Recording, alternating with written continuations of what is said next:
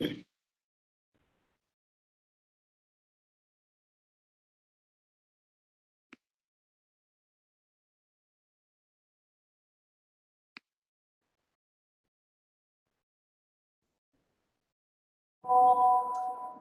we are live.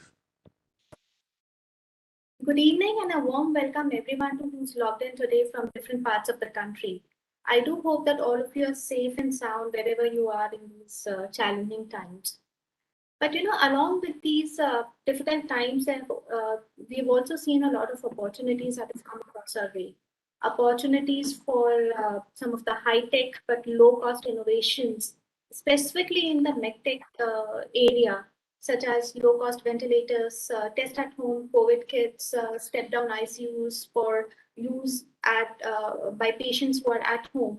All of these have come into being, and they have quickly caught on to use by the people in the market. Many products were pivoted to meet the needs that were not really meant for these times, but they were pivoted to meet the needs of the current times and meet the requirements of our health tech infrastructure. And scientists and technologists of our country, they all rose to the occasion and they collaborated with academicians and the government to support the needs of the nation and the citizens of the country. We have a lot of scientific talent in the form of academicians, researchers, scientists at various government-supported or private sector universities, labs, and R&D centers in India. And Atal Innovation Mission Niti Aayog calls upon this community to work with all of you. And we offer to work with all of you and expedite your translation journeys. And in order to do so, we've launched the AIM Prime program in partnership with Venture Center, which is established at one of the CSIR labs, NCL. And this program is supported by BMGF, Bill and Melinda Gates Foundation. It is supported by the Office of the PSA, as well as the Pune Science and Technology Cluster. So what is the PRIME program? PRIME program, or the program for researchers in innovation and entrepreneurship. It is aimed at translating research and innovations into products, into product-oriented solutions that can have market impact and they can be consumed by the society at large. And what we try to do through this program is reduce the time taken for a technology to come out of a lab and reach the market. And we do this through a very structured program with the support of the Venture Center. They are implementing this program for us on the ground. And what I'll do is I will actually, we'll get into more details about the program now. And I would now invite Anmol from Venture Center to get into more details and tell us what the AIM Prime program is all about. Thanks, Ishita. Is my screen visible? Yes, Anmol, please go ahead. Yeah, thank you. So the AIM Prime program, as Ishita mentioned, stands for Program for Researchers on Innovation, Market Readiness, and Entrepreneurship, which is an initiative of the Atal Innovation Mission implemented by Venture Center and is supported by the Bill and Melinda Gates Foundation, catalyzed by the PSA's office in the Pune Knowledge Cluster. As Ishita mentioned, the objective of the AIM Prime program is to train and mentor startup leaders and faculty or academic entrepreneurs to advancing their research or their science-based ideas from the lab to the market via entrepreneurship, and also to train and equip the incubation managers who work closely with early stage startups to better mentor and promote the growth of the startups. The AIM Prime program is structured as a 9-month program with 3 months of classroom sessions, which includes online interactive sessions as well as guided exercises, followed by a 6 months of one-to-one mentoring that will help you, that will be customized to the startup or the idea you're working on to help you progress your startup faster. As part of the program, we also have Prime Community, which is a peer-to-peer learning system where we'll be introducing the cohort to senior entrepreneurs, veteran mentors, and other parts of successful deep tech entrepreneurs and incubation managers. And we'll also have live projects going on through the program as well. In addition to the classroom sessions and the mentoring, we'll also be developing certain resources through the program that the cohort will have access to. One of them being the Prime Playbook, which is an end-to-end guide covering different aspects and different resources and toolkits on these topics, covering all aspects of deep tech entrepreneurship, right from need identification to team formation and other aspects. We also have Prime Videos, which is a series of lectures that will cover various topics, as well as Prime Library, which is a curated list of resources promoting deep tech entrepreneurship. The MPrime module program is structured into 6 modules, covering problem solving, technology de-risking, IP protection, IP strategy, market positioning, business models, marketing and sales, execution planning, financial planning, fundraising, company creation, teams and partners. And the last module focuses on ecosystems and the role models and some case studies of successful deep tech entrepreneurs. One of the key aspects of the program is the faculty that we have onboarded for the program. They have extensive hands-on experience working across the globe with deep tech startups, right from Silicon Valley to Boston area, to Cambridge University, to Singapore, and also in India as well. We'll be also supported by the Venture Center intern mentoring team through the program. And we are thankful to all the collaborators working as project managers to run this program efficiently. As part of the cohort, the program is divided into 3 tracks: the startup leadership track, the faculty entrepreneur track, and the senior incubation manager track. We'll be selecting 10 institutes from each of these tracks, nominating up to 2 participants per institution, forming a cohort size of 60. We'll be 20 incubation managers will be paired up with the 20 projects coming in from the startup and the faculty entrepreneur track to form 20 teams or 20 projects that will be guided through the different exercises and mentoring for them period of 9 months. In terms of the eligibility, for the startup leadership track, we'll be working with scientists, engineering, clinicians with advanced degrees, having full-time employment with the startup. The idea they are progressing could be at any TRL level, but should have significant knowledge, intensity, or novelty. And preference will be given to AIC incubated startups. In terms of the faculty entrepreneurs, we're looking at engineers, scientists, and clinicians with advanced degrees who are currently employed full-time with an academic or R&D institution. The idea they're working on could be at any TRL level, but should have significant knowledge, intensity, and novelty. And preference will be given to AIC or publicly funded R&D institutions. For the incubation manager track, we'll have undergraduate degrees in any discipline, working full-time with the incubator, and should have at least 1 deep tech startup. Again, preference will be given to AICs or name-funded incubators. In terms of the timeline, the call is currently open and will be ending on 30th May.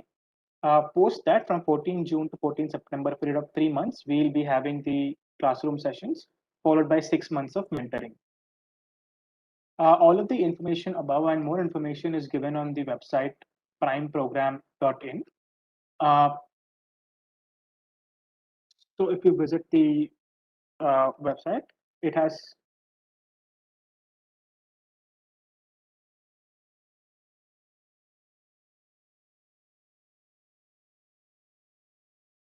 two options. Here there's an apply button and there's an apply button now as well, which if you click it, it take you to a Google form. It's a pretty self-explanatory form and asks you basic details of the organization and the nominated participants.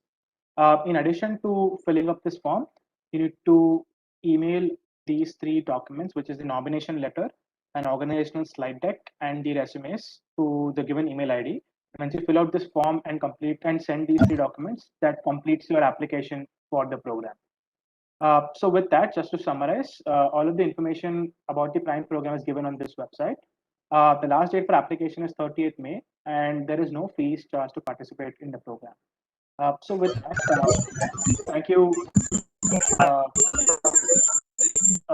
Ishita, back to you for, thanks for the overview program. Thank you so much, Anmol. That was very informative. And so with the details described by Anmol, I would request all the researchers, scientists, academicians, startups, and incubators who have joined us today to first apply to the program yourself if you fit into the eligibility criteria. Second, please do spread the word about this program to the researchers and academicians and faculty and deep tech startups in your network. And finally, also please let us know if you think that there are any interesting startups or researchers who should be a part of this program, and we will reach out to them and see if they can be made a part of this program.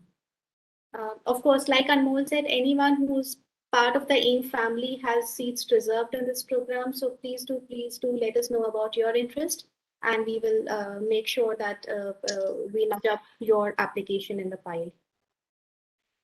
With that, I have the pleasure and privilege to introduce to you our panelists for the day, who will discuss some very interesting translation journeys that all of our esteemed panelists have gone through themselves, and help all of us understand why do we need a program like the AIM Prime here.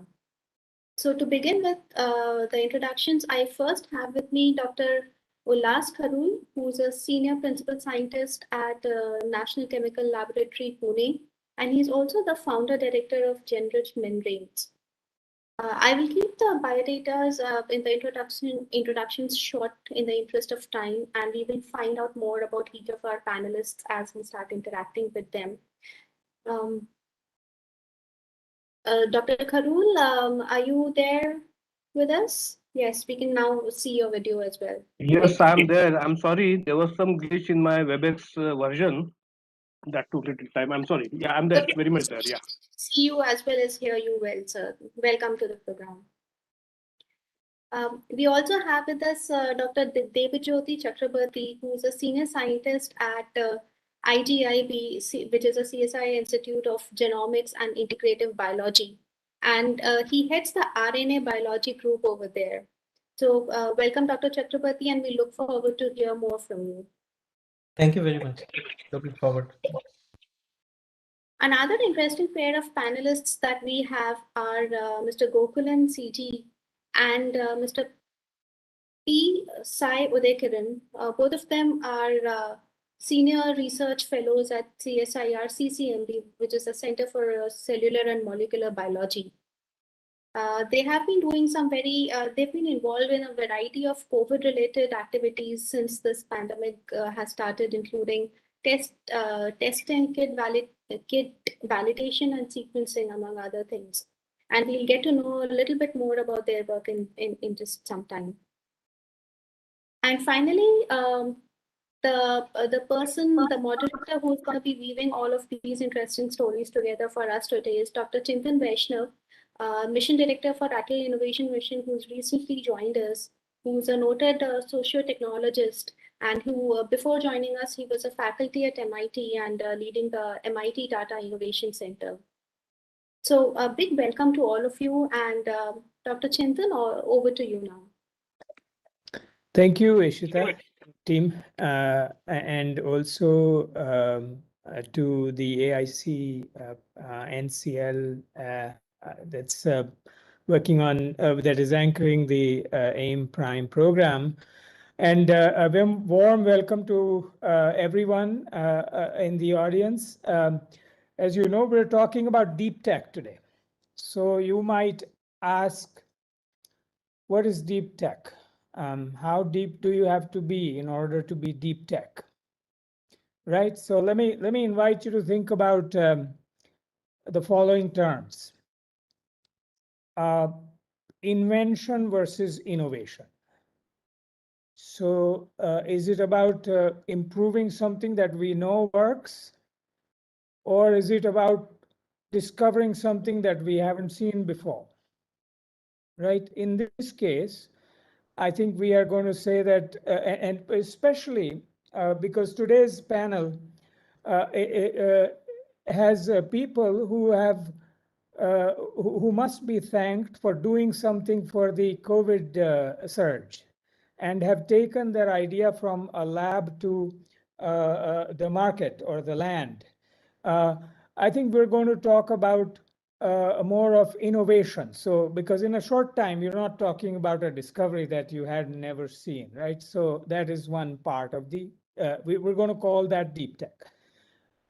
think about two other terms, basic research versus applied research, right? What is basic research? Basic research is, this is research to know what the nature of things is. You may or may not know the application of it. But here we are talking about the applied research, right? We're talking about having a knowledge and having a problem, and you say that my knowledge can solve this problem.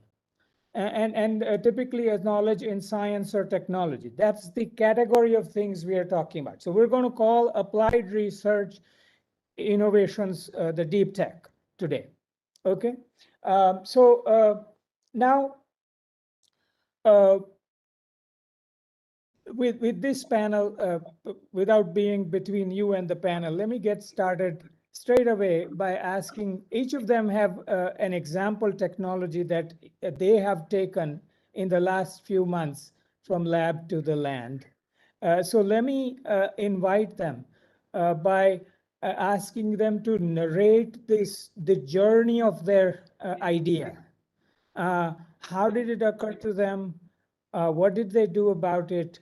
What were some twists and turns and everything before it came out, so that we can learn from them? Maybe I should invite Dr. Rao from CCMB to get us started, because he is going to introduce his two colleagues and get us going.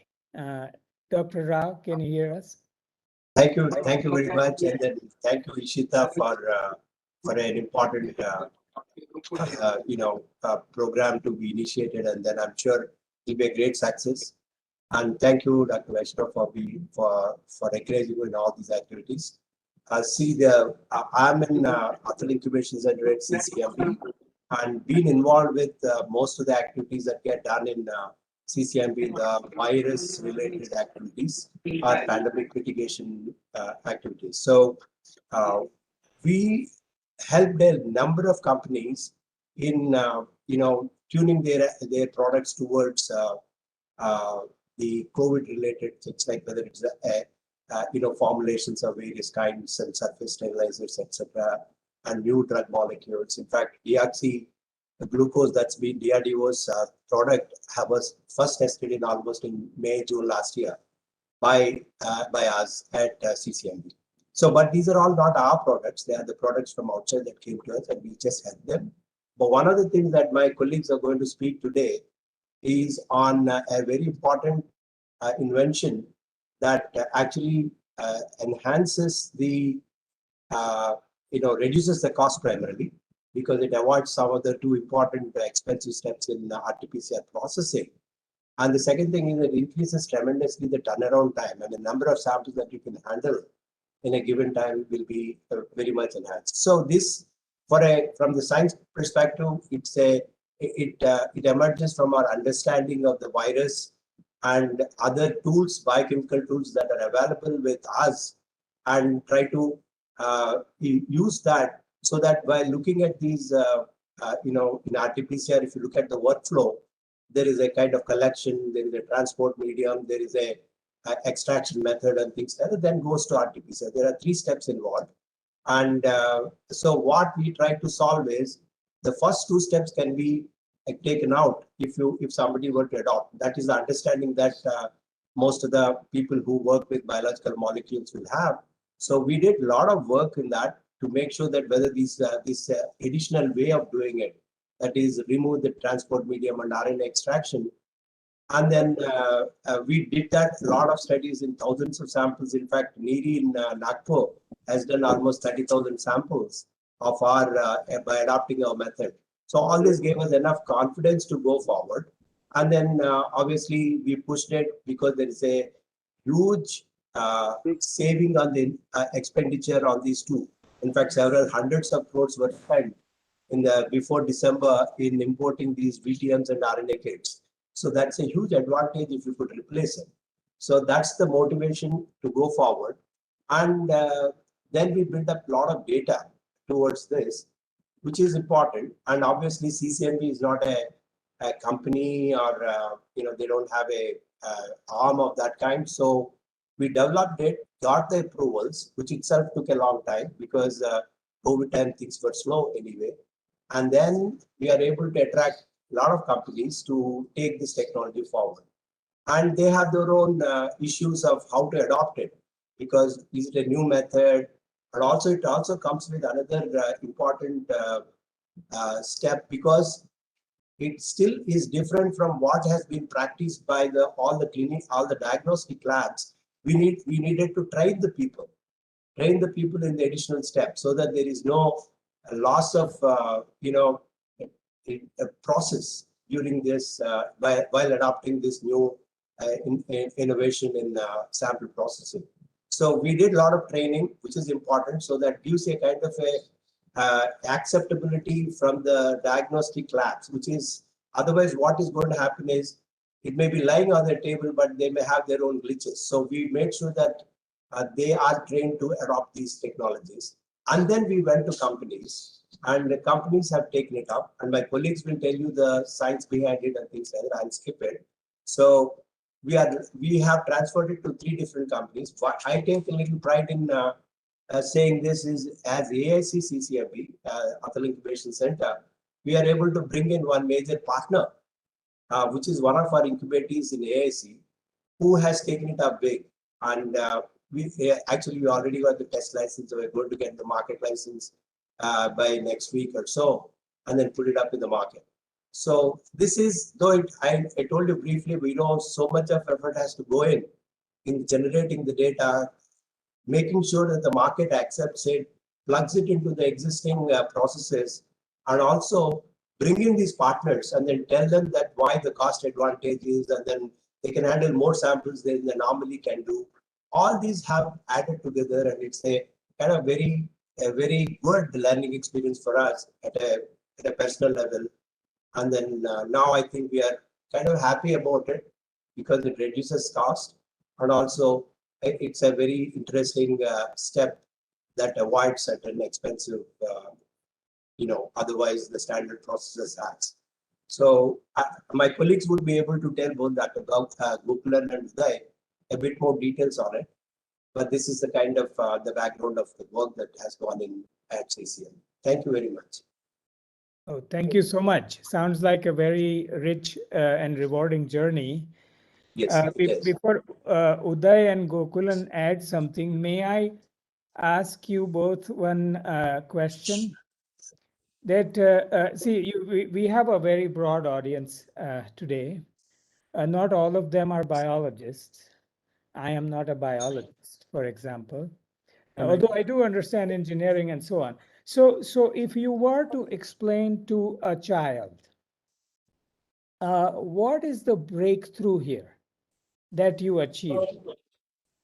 Could you do that, please, for us? Yes. Yeah, I'll begin it. So this is Gokulan, this side from CCMB, and thanks to you all. Ishita, Dr. Vaishnav, and Dr. Madhusudan Rao for your inputs at the beginning.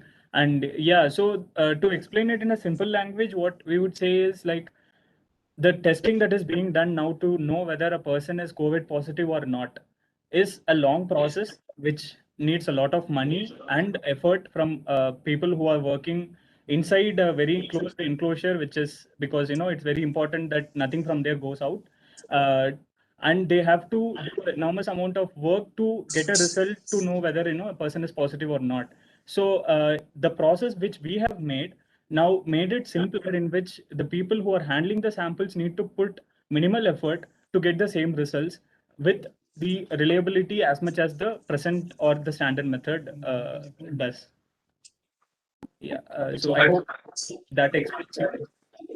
So here, as you asked, if you ask me to explain to a kid that what is the breakthrough in this, I'll tell like this. So we have some particular number of chocolates in a way, and you have to travel 200 meters to reach it. I'll tell the child that by just traveling 50 meters, you can achieve all the chocolates.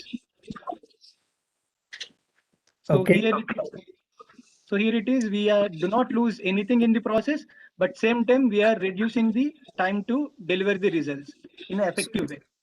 So you have kind of the testing process, which is in a conventional methodology is has extremely stringent conditions under which it needs to happen. You have found out a way for it to happen under a far more relaxed environment. Yes. Right? And Yeah. and so now can you also say what was it that you did exactly that enabled that? Yeah. So here we like to add that, before we start this dry swab method, our objectives and aims were very clear, because we are the institute which started this corona testing very early. So we clearly know the obstacles or troubles when you have to unpack the samples, and leakage issues. Sometimes when you unpack the samples, aerosol formation and all. And then we realized that labeling is one issue, cataloging is another issue, and at same time, after all these, RNA isolation is the another rate limiting step. Despite so many number of trained people are working, we could not process more number of samples at that particular time with facilities we had. So our objectives were very clear. We have to make the process more user friendly. I mean, it should increase the safety standards for the people who are doing this testing, and at same time we should be able to bypass the RNA isolation, where lot of money, reagents, and plastic where you spend, and then we should not compromise the output of the result. And here basic pharmaceuticals, what we consider uh, to with some risk is the virus is stable on the surface for 2-3 days. That is the well established fact that time. So we discussed and thought in such a way that if it is able to survive on surfaces, why it cannot survive as a dry swab before we start processing it. So that is the idea. We had discussions, and we are fortunate to have encouraging environment here. Immediately after we discussed the idea, we got nice backup from the scientists and other colleagues here, especially students who has been part of testing.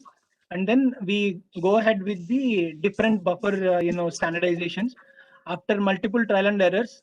And I like to add here that this is all going simultaneously while we are doing testing so many samples.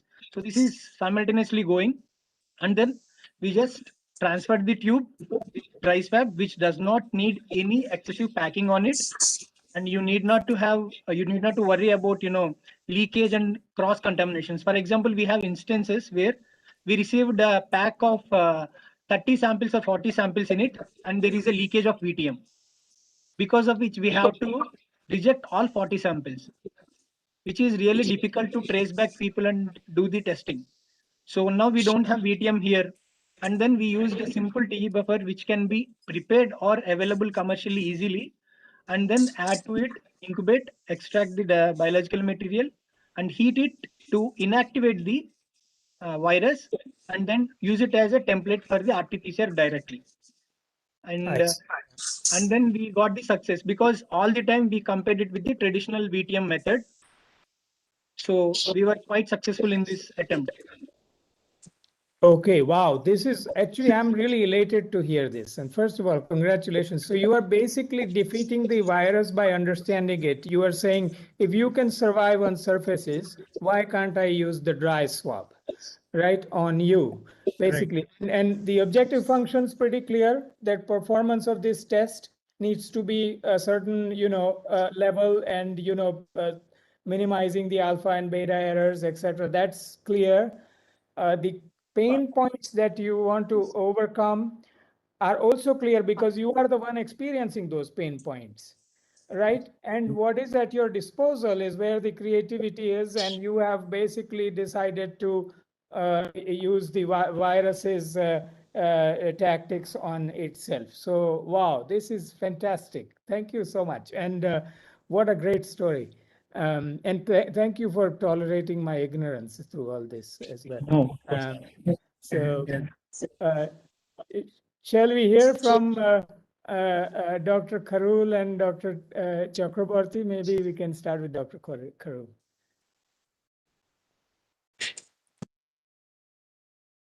Yeah, thank you, Dr. Vaishnav. I thank Dr. Ishita and Prime Program team It's really wonderful to be a part of this particular event wherein there are so many participants. Now, coming to the question which Dr. Vaishnav asked, probably that why we are here in this particular social innovation or any kind of innovation, why we float a startup. I think I'll take maybe 3 to 4 minutes, to explain all this while we are working at NCL as a scientist. Now, NCL is National Chemical Laboratory, which is under Council of Scientific and Industrial Research. So when we talk about scientific and industrial research, we also certainly do some basic science, which Dr. Vaishnav was saying, because for any technology, you need a strong science background. That we certainly believe, and that is where we divide our activities in such a way that there are certain improvements in certain knowledge which is existing in somebody's area, and also work with some industries, provided if they give some project or whatever, and have a activity going on the both sides. And probably I was fortunate to keep this balance, wherein I worked, or I'm right from my PhD, I'm working on a membrane science and technology area. So membranes are not new for anybody. If we talk about any biological cell, it has a cell wall which we call as a membrane. Now, when we talk about synthetic membrane, we know reverse osmosis or we know blood dialysis membranes. But the story starts here, that if we talk about realistic situation, how many membranes are made in India? If we ask this question, probably when I started my career, that time there was only one company in Vadodara who was making membranes for reverse osmosis. So that was probably a chance to us to. So by that time we had worked on some ultrafiltration membrane with IP protection, so intellectual property protection, global patent, and all that. So when we have when we work at NCL, we have to keep an eye that can I translate my science into some industrial application or some societal application, and that's how we started discussing with some company for transferring this technology for making ultrafiltration membranes for drinking water purification. So that's how my first tech transfer happened, probably in 2005. And then in 2014, somebody came to me saying, hey, I'm making this particular polymer which you have demonstrated in your earlier tech transfer. Will you evaluate it? So we evaluated and we advised him to change some molecular weight or certain characteristics. And earlier they were working on carbon fiber. So carbon fiber because it's polyacrylonitrile. If there are some people who are in polymers, who know polymers area. So when we evaluated his polymer, we found something different. And we said that do this small tweaking and you can get a better membrane. He did that, and as a result, we had a second tech transfer in 2014 from NCL to that company, and he is now selling all his membranes to Tata Swatch. So I'm sure some of you are aware of Tata's initiative called Tata Swatch. So it's a water purifier which works on gravity. So he started with two people who were interviewed in my office at NCL, and right now there must be at least 200 people.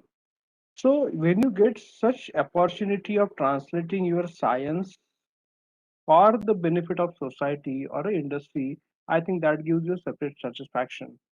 Coming to my startup, I think this was some accidental, I never aimed in my life anytime before 2013 or 14 that I will have a startup. But then probably that time CSIR had given us the permission to sign, or basically the government has given a permission to float the startup, and somebody came from industrial sector saying we can float this startup, and that's how probably Venture Center and Dr. Premnath helped us in floating this startup. And that's what I'm saying. And that's what now I will elaborate. we floated it for oxygen enrichment of air. So we are making membranes for oxygen enrichment. These are all polymeric membrane. We are making for the first time in India, because as I said, membrane making is very feeble in India and people are making only ultrafiltration membrane. Nobody is making gas separation membranes today.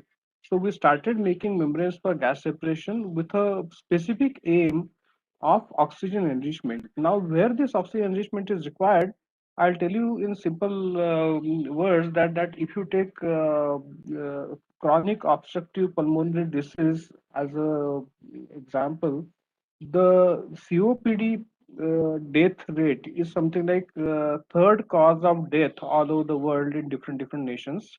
And after China, India is second to have largest COPD deaths per annum. And COPD need to be catered, that particular patients need to be catered with oxygen therapy to survive their life expectancy and lifestyle. So that was the basis to begin the startup.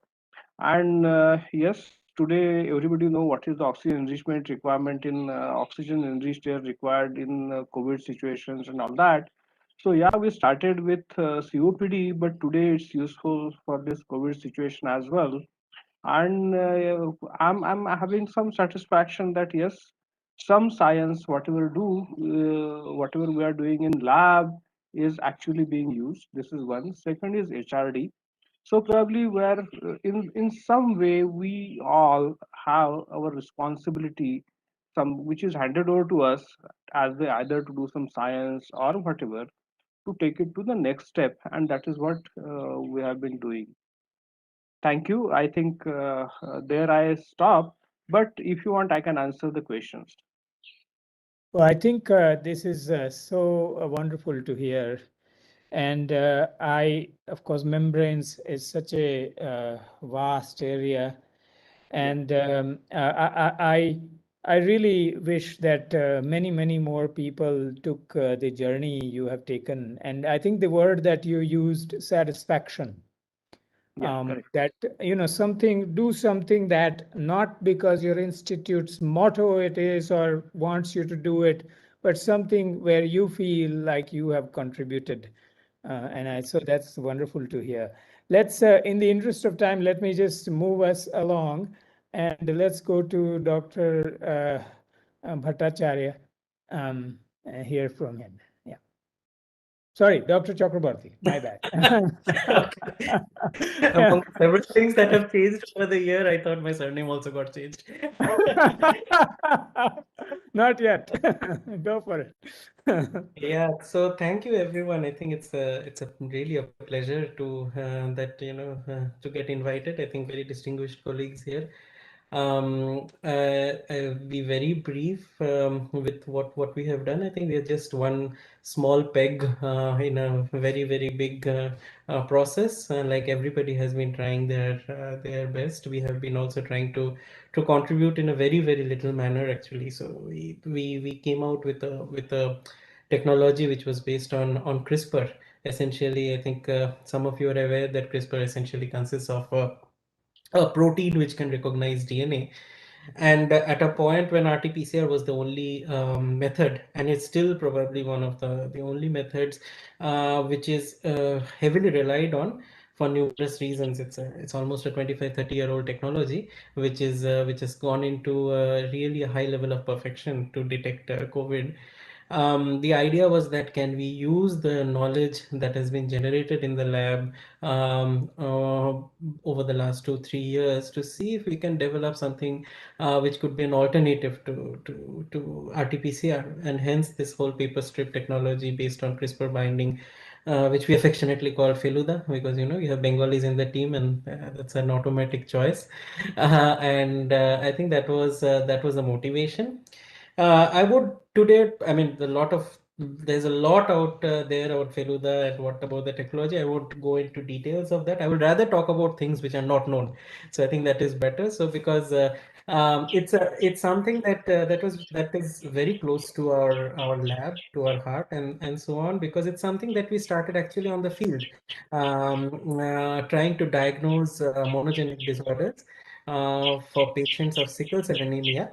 in village in Raipur actually. So the students were there in February last year really to see if you can do a testing which relies exclusively on gene sequencing, genomic sequencing, with very long turnaround times, with very expensive research, manpower, reagents, everything. I mean, if you do a sequencing, the typical cost of a, even for knowing whether you have an allele for a mutate for a disease, typically comes around 5,000 rupees to 20,000 rupees, depending on where you outsource it and so on. And the turnaround times are a few weeks. We were very happy to see that a CRISPR-based technology can actually do the same thing within an hour. And essentially, the advantage that it gives you is that you can really tell the patient there and then whether he has a mutation. A lot of these diseases have a stigma associated. So if you try to get that patient back after 2 months, you probably would have lost him. These are all pertinent problems of India. These are not problems of the West. So the technology and the progress of Feluda, for what we learned over the last year, has been a lot to do with learning how technologies behave in the Indian scenario. Sometimes we just feel that what works in the West simply has to work in India. That really doesn't work. These are things that we learned over time. Fortunately, as far as Feluda is concerned, there was a lot of support for us. The lot of support came from the students who, with deep personal losses, have worked throughout this pandemic, and essentially we kind of finished working on Feluda sometime around September October last year. Tata Sons initially took this, and then they made a new company called Tata Medical and Diagnostics, which was totally built on Feluda. This company is over 100 employees now, and they have made innovations that we are getting to know every day. We are also not aware of it. Latest that I have heard is that they have got also a C certification and going into the European, possibly going into the European market, and an FDA as well in the pipeline some point. And what we have also learned is that they have now made a Feluda which is entirely end-to-end robotic, so there's no pipetting involved at all. And Feluda has become mobile, so essentially it can go to places where, let's say, a village in Arunachal Pradesh or in Meghalaya, where RT-PCR testing is just not possible because you don't have a lab over there. These robotic units can now do around 2,000 tests to 5,000 tests, is what I've been told. I mean, we are not involved with that, but this is the innovations that when what starts as a very humble product in the lab, when it goes into the hands of a partner with a lot of let's say power, both in terms of money and resources, they can make differences to it. Um, Keeping that aside, what I wanted to probably talk a little bit about is that we had then started working on things which are a bit different from the standard Feluda, which is essentially to see if we can make a Feluda at home, nucleic acid test at home. I think that was kind of a holy grail, to see if you could do a kind of PCR test at home. And we developed a pipeline to do that, where you could come up with an idea of doing the entire PCR machine inside your elbow, essentially using the body temperature. All this is now in the public domain. One can go have a look at the thing. We were advised at that point of time that such kind of tests will never come into the home, because you never know what are the negative connotations associated with a positive test report to a person who is uninitiated. But nevertheless, as scientists, I think that is the maximum that we can do. We can keep it up, you put it out there for people to take up and see if this can work out, which is also there. But more importantly, somewhere in beginning of January this year, when the variants came in, we had been able to then tweak all these things into a format which we again now affectionately called it as RAY. RAY is Rapid Variant Assay. Essentially, that's the creator of Feluda, Satyajit Ray. And Ray can essentially diagnose all the variants that are there currently, variants of concern here I'm meaning, on a paper strip. So it's a point mismatch specificity. So it can essentially tell you not only if you're a COVID positive, but it can tell you whether you're a UK variant or a South African variant or as Indian variant or so. There's a lot of interest from WHO now to deploy it. We're still figuring it out, the modalities, because we do not make kits. The kit has to be made by a producer, and how to deploy it and so on. So yeah, those are the things that take most of our time. We are still working on making a Feluda version at the moment. What looks very promising is which doesn't require any DNA step at all. So typically getting an RNA and then using that as a testing material without the need of any PCR reaction in the middle. So, combining with the wonderful work CCMB has done for dry swab, you could possibly do a testing to see if you're a COVID positive, simply taking that dry swab, taking out the RNA, and that's it. So those are the things, innovations that keep on happening because there is a push. So what I want to underline over here is, unless there is a kind of a push, which is a really big push, in this case it's a pandemic, sometimes innovations do not come so easily. It really requires a concerted effort, not of just scientists, but the entire ecosystem, the entire infrastructure. I think I'm really happy now when people send me these COVID test reports with CRISPR, because I think India took a very bold decision to bring in a CRISPR test in India. One of the if I think it's the first one actually to have a commercial CRISPR test. We are still locked to see if we get the patent, fighting with MIT and Berkeley. But those are things that we keep on working on, and we try to develop it further and so on. So yeah, I think it's been a very, very big learning experience over the last year, seeing right from the absolutely zero to what impact it can make on the market, and also what are the problems. There are a lot of problems, I can tell you already, mainly coming with cost, and the cost of RT-PCR is going down drastically, and the effect it has on sales of CRISPR tests and so on. But yeah, I mean, these are things that we are learning over time. I think you're on mute. Well, I think this is such an enriching set of stories, and also so deeply embedded in the most modern of scientific trends. There were so many words that you used that are so encouraging with the adaptation to, or the application in the context of the Indian environment. You talked about letting it go and handing it off to somebody who can scale it because they have the resources, turning around to make to solve the next set of challenges, and so on. So congratulations to all of the teams here, for all the work that you've done to keep us safe. That's really wonderful to hear. Now, I'm keeping an eye on the time. Let me go to my second and the last question, but I'll ask it in a way where you can list us as long of a list as you would like. The question is, for the kinds of journeys that you have taken, what kind of things institution like yours, as well as program like the AIM Prime, which hopes to nurture such ideas out of science, technology-based ideas, and take them to the market. What kinds of things these institution and Prime-like programs can do to ease such journeys? You can talk about any number of dimensions that you like, and we can start with whoever is willing to talk first. Well, I would like to begin. So Gokulan here. Yeah. So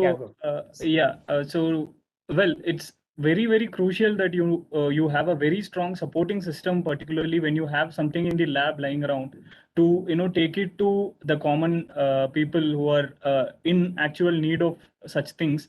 The essential thing is the system in which you are working in. So we would say that we are fortunate enough to be in an ecosystem like CCMB and CSIR particularly, where people were very much eager to push something that they believe is one science-based, like the other panelists said, and secondly, that it is the need of the hour. So when you are in such, when you believe something that is going to help the society, and when you have the people with very different dimensions who will help in doing it. For example, CCMB has support systems like advisory committees who can help you in the scientific part of an invention, to better it even further. And secondly, you have the business development group and the outreach groups who help you in taking it out to the market, which is actually a huge step in an invention, reaching the land, like others would agree, I hope. I hope. So, as a scientist, we are like,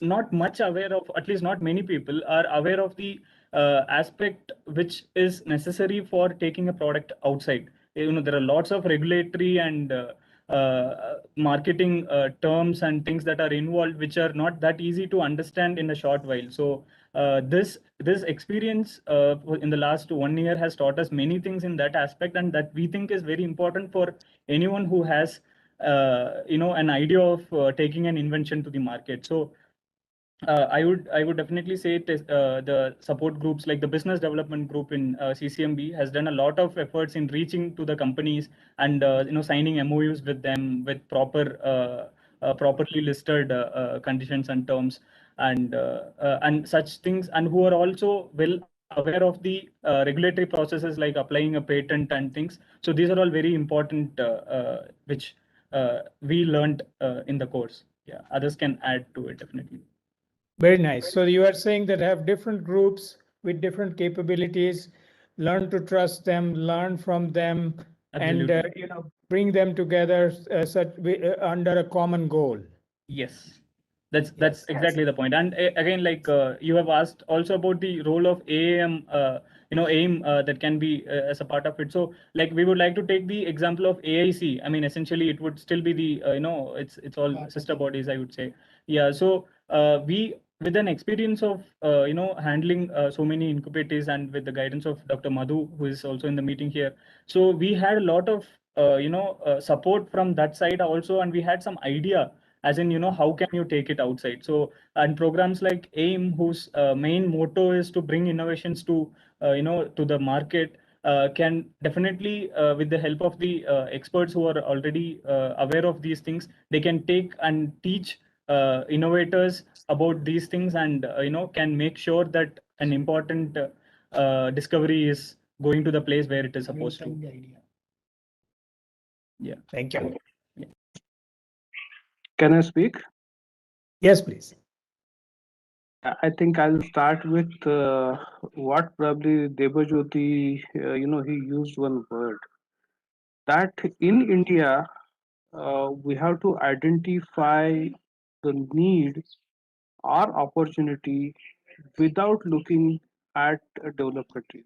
I think that is what the most important thing what he said. That in India there are several opportunities in any area, and I have worked in NCL since last 25, 26 years.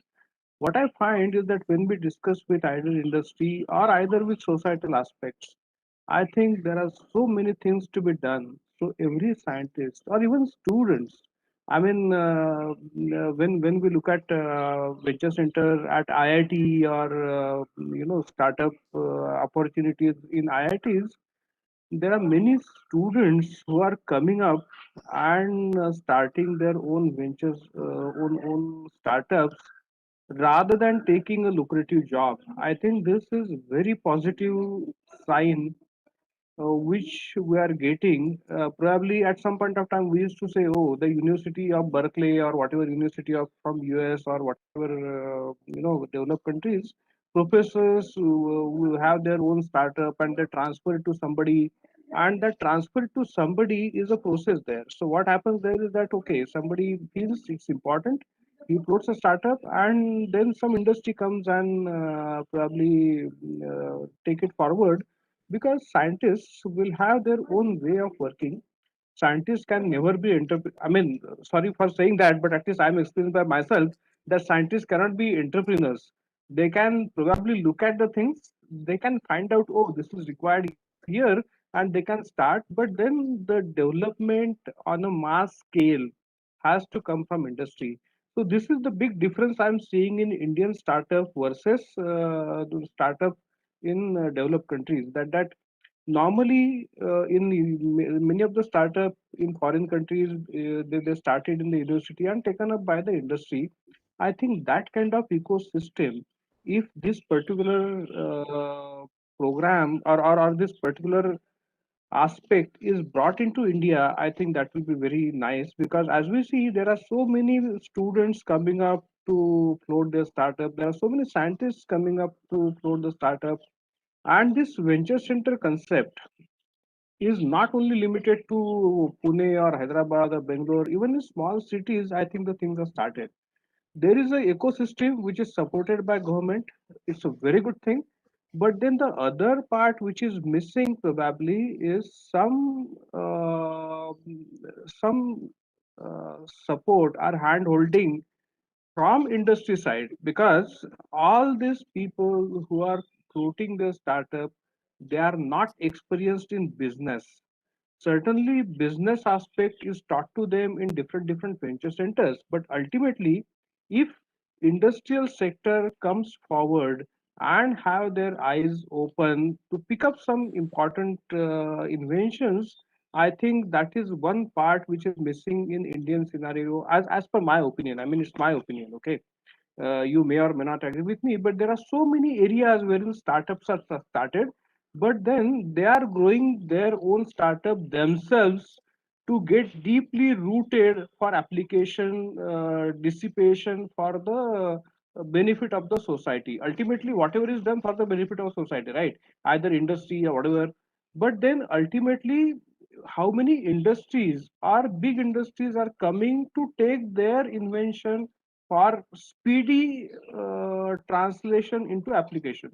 I think that part is missing in India, as my opinion. It may be personal opinion. So my request that through such efforts, if that aspect could be addressed, I'm sure it will not happen suddenly. I'm sure at some point of time, big industries will get. So rather than giving just some CSR funding, they have that responsibility of CSR funding to be given in some way. So I think they should also focus on such aspect that they can probably grow some incubatees or some inventions in as they're one of the probably social responsibility. I mean, I would call it that way, because all these inventions are required. Many of them are really growing, and then growth, the particular growth is limited because they have no experience or feeble experience in taking it in a faster way for the application. Thank you very much. I think I finished from my side. Thank you. Thank you. Let's hear from Dr. Chakrabarti. Yeah. Very, very short. I'll just say that, since I'm not neither a startup person nor a company representative, so would be wrong for me to say anything regarding how the market behaves. Actually, I have no knowledge about that. Still learning. But I think talking from a scientist perspective, from what we learned and from what I get to hear from learned colleagues is that, there is to be a clear understanding about the social impact of a research, and sometimes you just have to bite the bullet, just have a hold on your ego and just understand that sometimes high science does not always necessarily correlate in a setting which is not conducive for it. So you need to really work to bring also something that works in the settings that you are working with. So this is again coming back to the point that expensive science would be a rich man's science, but we are not a rich country. So in general, so that is something that we have to always have an idea about. And this is something that can be discussed. I mean, through such portals as AIM and so on. That what is it that you are translating your science into? Once it comes to a village in Nagpur or in Orissa, what is it that the common man actually wants? Is he really caring about, let's say, in the case of COVID, does he really care about a CT value, for example? What does that make any sense to him? What is it that he really cares about?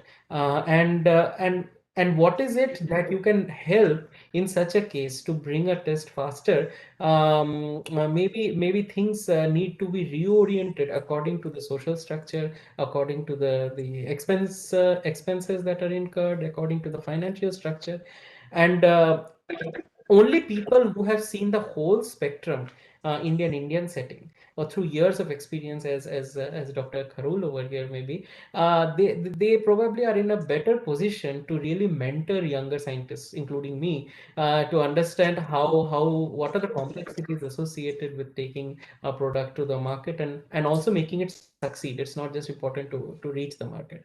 So I think that kind of a platform, if it is set up through the AIM, I think that would really help future and current young scientists to reorient their thought process working in India, because the Indian problems are different, Indian solutions are also different. So I think that is what is important. Oh, this is, there are so many rich points here. I'm almost sad that we are coming close to an end of this panel. But the charter you are giving AIM and agencies like it to us is very clear that how do we create that platform that will speed up the translation process, that will create the ecosystem where if you had an idea and you were able to demonstrate it to a certain point, beyond that it will be automatic that it will get to the market. We are not there yet, certainly not there yet.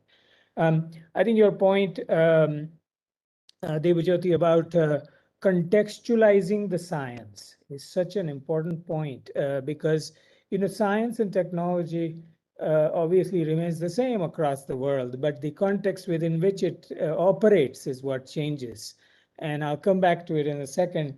But I also wanted to, before we close, touch upon something that Dr. Kharul said that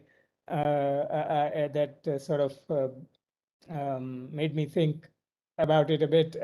This whole idea of can a scientist be an entrepreneur is a very big and open question, right? I mean, I think we're not going to take it on today. But the one thing that I would say to you from my experience of, having taught design and entrepreneurship for some time now, is that I think we're going in the direction of this science of entrepreneurship, a process that used to be a black box to many scientists is less of a black box today, for example, because of variety of programs. So for instance, if you were born into a family in Gujarat or Marwar, or that was a business family, entrepreneurship black box would be open to you on your dinner table, because every time it's being talked about and people have this idea of how things happen. I think a lot of this is being now demystified because people are working on the theory of entrepreneurship, and thereby, you can kind of begin to learn and more people can become entrepreneurs and all that. So I hope that journey kind of goes on. Let me close by saying one thing that is to our audience, and particularly young people who may not have experienced these journeys that many of the panelists that we are fortunate to have today have experienced. Before I say anything to the young people, let me also say one thank you. Dr. Mohanty at CSIR Labs was instrumental in helping us put this panel together. So a big thank you to Dr. Mohanty for doing that.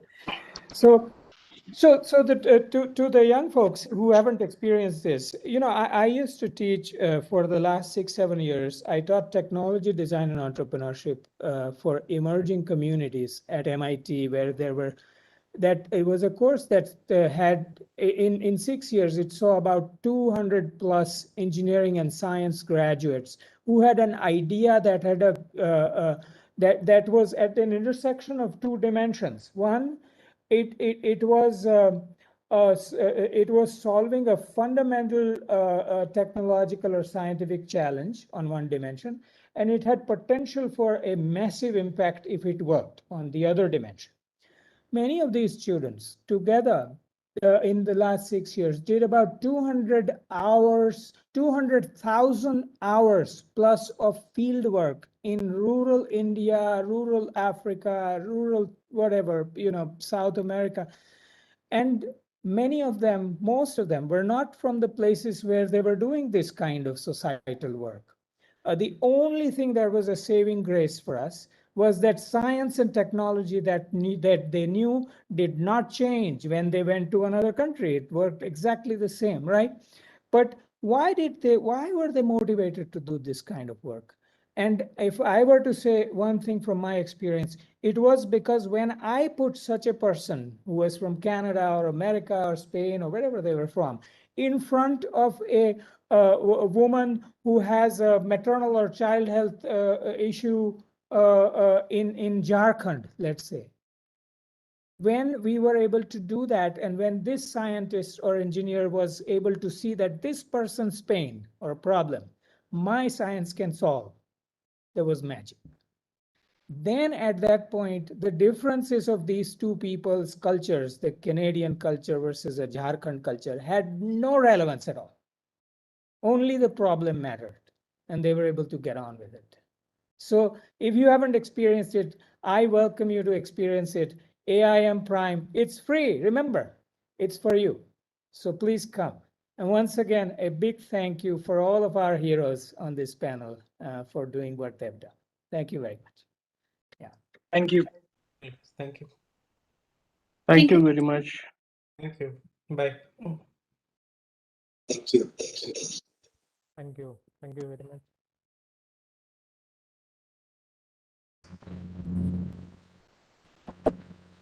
Thank you, sir. Thank you. Thank you, sir. Thank you.